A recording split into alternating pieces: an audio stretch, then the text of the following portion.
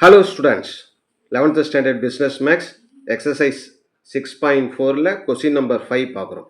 இதில் u is equal to x square y cube cos x by yன்னு கொடுத்துருக்காங்க. கொடுத்துட்டு இதுக்கு ஆயிலர் தியரம் வந்து x dou u by dou x, y dou u by dou y is equal to 5u அப்படின்னு prove பண்ண சொல்லியிருக்காங்க. முதல்ல நம்ம என்ன செய்கிறோம், with respect to x பொறுத்து டிஃபரன்ஷியேஷன் பண்ணுறோம். அப்போ என்ன வரும்னா dou u by dou x. dou u by dou x equal to x பொறுத்து டிஃபரன்ஷியேஷன் செய்கிறதுனால yங்கிறது கான்ஸ்டன்ட், அதனால் y சம்மந்தப்பட்ட உறுப்பெல்லாம் கான்ஸ்டன்ட்டுங்கிறதுனால அதை ஒன்றும் செய்யக்கூடாது, எக்ஸை மட்டும்தான் டிஃபரன்ஷியேஷன் பண்ணணும். அப்போ எக்ஸுங்கிறது என்ன, இது ஒன்று, இந்த காஸ் டேம் ரெண்டு இருக்குது, எக்ஸ் டேம். எக்ஸ் டேம் ரெண்டு இருக்கிறப்ப நம்ம என்ன செய்யணும், யூவி மெத்தட் மல்டிப்ளிகேஷன் ஃபார்முலா இருக்குல்ல, அது எக்ஸ் ஸ்கொயர் அப்படியே வச்சுக்கிட்டு இதை டிஃபரன்ஷியேஷன் பண்ணணும். காசுக்கு என்ன வரும்னா minus sine x by y. காசுக்கு டிஃபரன்ஷியேஷன் பண்ணியாச்சு. அப்புறம் எக்ஸ் பை ஒய், இதில் எக்ஸ் பை ஒய்யில் இந்த பை ஒய் இருக்குல்ல, அது கான்ஸ்டன்ட், அது ஒன்றும் பண்ண முடியாது, அப்படியே இருக்கும். எக்ஸுக்கு என்ன வரும் அப்படின்னா டிஃபரன்ஷியேஷன் பண்ணால் ஒன்றுன்னு வரும்.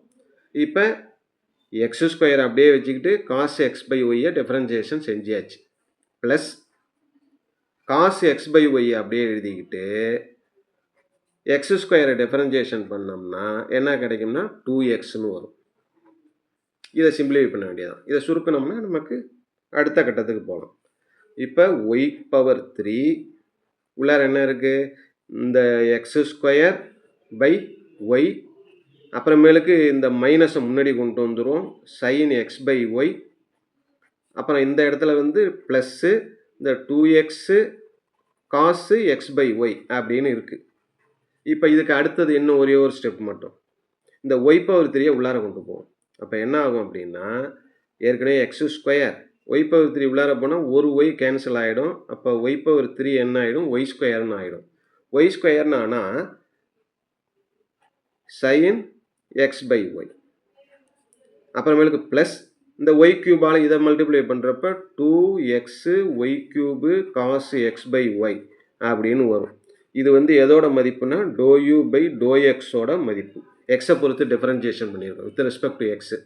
இந்த same way differentiate with respect to y, அதாவது doe u by to Y.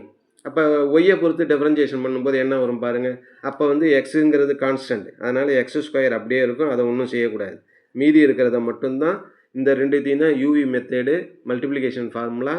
Y power 3 அப்படியே வச்சுக்கிட்டு காசுக்கு என்ன வரும், minus sine x by y, அப்புறம் எக்ஸ் பை ஒய்க்கு என்ன வரும் அப்படின்னா, இதை எதை பொறுத்து டிஃபரன்ஷியேட் பண்ணுறோம், ஒய்யை பொறுத்து, அதனால் எக்ஸு கான்ஸ்டன்ட், அது அப்படியே தான் இருக்கும். மீதி என்ன இருக்குது, 1 பை ஒய் இருக்கா, 1 பை ஒய்க்கு ஃபார்முலா என்ன, டிஃபரன்ஷியேஷன் மைனஸ் 1 பை ஒய் ஸ்கொயர்னு வரும், அதாவது minus x by y square. Y கியூபை வச்சுக்கிட்டு காஸ் எக்ஸ் பை ஒய்க்கு முடிஞ்சிடுச்சு. Plus cos x by y அப்படியே வச்சுக்கிட்டு ஒய் கியூபுக்கு என்ன வரும்னா 3 முன்னாடி வரும், பவர் 1 குறையும். இப்போ இந்த இன்னொரு ஸ்டெப்பு குறைச்சிப்போம், மைனஸும் மைனஸும் ப்ளஸ் ஆகிடும். ஒய் கியூபுக்கும் ஒய் ஸ்கொயருக்கும் அடித்தோம்னா ஒரு ஒய் மேலே இருக்கும், ஏற்கனவே ஒரு எக்ஸ் இருக்குது, அப்புறம் சைன் எக்ஸ் பை ஒய் இருக்குது, அதெல்லாம் எழுதிட்டோம். ப்ளஸ் இதில் 3 ஒய் ஸ்கொயரும் காஸ் எக்ஸ் பை ஒய்யும் இருக்குது. இதுக்கு அடுத்த ஸ்டெப் என்ன செய்யலாம் அப்படின்னா, இந்த எக்ஸ் ஸ்கொயரை உள்ளார கொண்டு போகணும். எக்ஸ் ஸ்கொயர் உள்ளார போனால் என்ன ஆகும்னா x power 3 y sine x by y, plus இந்த எக்ஸ் ஸ்கொயர் உள்ளார வந்ததுன்னா 3x square y square cos x by y அப்படின்னு வரும். இப்போ நம்ம என்ன செய்ய போகிறோம், இது வந்து டோ யூ பை டோ ஒய்யோட வேல்யூ. கணக்கில் என்ன சொல்லியிருக்காங்க, ஆயிலர் தியரம், அதாவது x to u by to x plus y to u by to y, இதோட வேல்யூ தான் கேட்டிருக்காங்க. இப்போ இதோட வேல்யூ என்னன்னா, இப்போ to u by to X கண்டுபிடிச்சி வச்சுருக்கோம்ல, இதை அப்படியே நம்ம என்ன செய்ய போகிறோம், எக்ஸால் பெருக்க போகிறோம். இதை எக்ஸால் பெருக்குனா என்ன வரும், எக்ஸ் பவர் 3, மீதி இருக்கிறதெல்லாம் வந்துடும். இங்கே எக்ஸால் பெருக்குனா x square y power 3 cos x by ஒய்னு வரும். அதை முதல்ல எழுதிடும்,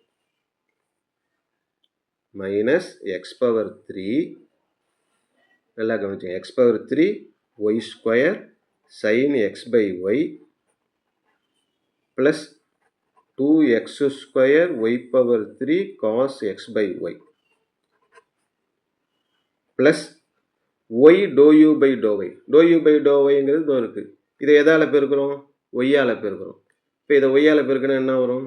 எக்ஸ் பவர் 3 ஒய்யால் பெருக்கிறப்ப y square sine x by y plus இதை ஒய்யால் பெருக்கிறப்ப 3x ஸ்கொயர் ஒய்யால் பெருக்கிறப்ப ஒய் ஸ்கொயருங்கிறது என்ன ஆகிடும்? ஒய் பவர் 3ன்னு ஆகிடும். Y power 3 cos x by y அப்படின்னு வரும்.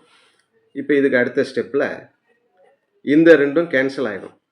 இது மைனஸ் மதிப்பு, இது ப்ளஸ் மதிப்பில் இருக்குது. இப்போ இந்த ரெண்டு பார்த்தோம்னா இது 3x square y cube cos x by y, இது 2x square y cube cos x by y. அப்போ ரெண்டுத்தையும் ரெண்டும் கூட்டினோம்னா என்ன ஆகும்? 5x square y cube cos x by y அப்படின்னு வருது. இது x to u by to x plus y to u by to ஒய்யோட value 5x square y cube cos x by y. அதாவது x doe u by doe x y to u by to Y sequel to 5 இந்த value இருக்கு இல்லையா, X square y cube. அப்படியே கணக்கை பாருங்கள், இப்போ கொடுத்துருக்காங்க பாருங்கள்.